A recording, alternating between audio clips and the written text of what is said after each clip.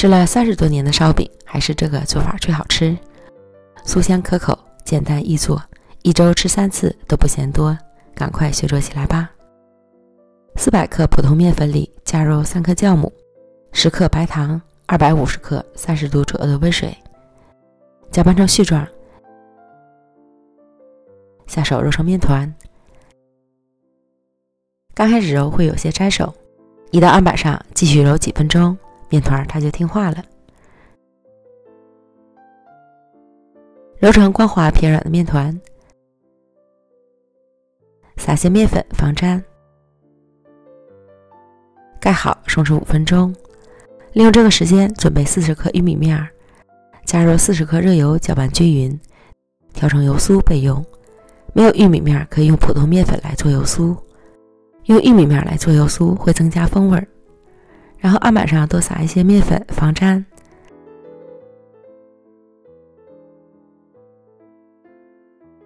再将面团擀成长方形的大面饼，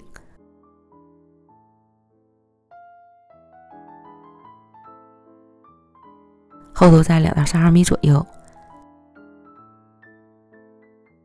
淋上油酥，刮均匀，再撒一些蜜豆。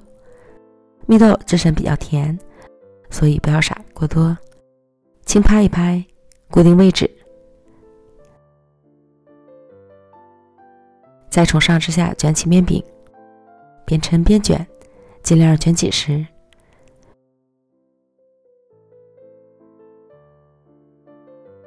平均分成8份，取一个面剂，先将2头捏合，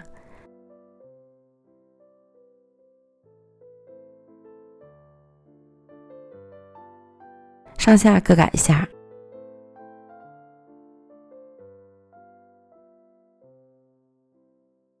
卷起，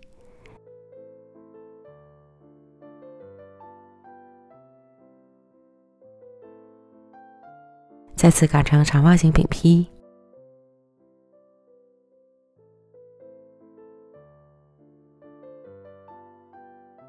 依次将剩下的全部做完，盖好保鲜膜，醒发20分钟。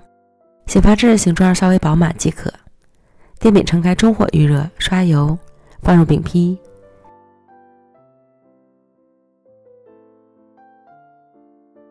底部捞至上色后翻面，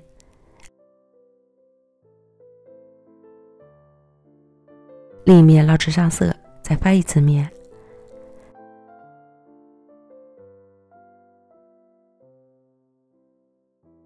两面都捞至金黄，出锅，转移到烤盘里。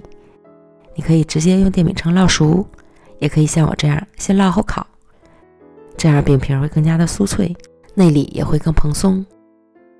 送进烤箱，上下火220度烤8分钟即可。如果直接用烤箱烤，需要烤15分钟左右，但吃起来的口感会干一点。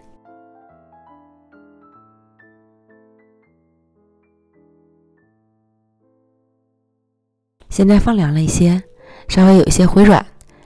刚出锅时趁热吃，表皮又酥又脆，内里又柔软可口。趁热吃才是最香的，香甜的蜜豆还有淡淡的玉米香气，吃起来酥香可口，不油不腻，好吃极了。如果你也喜欢，就赶快试试吧。美食天天更新，咱们明天见，拜拜。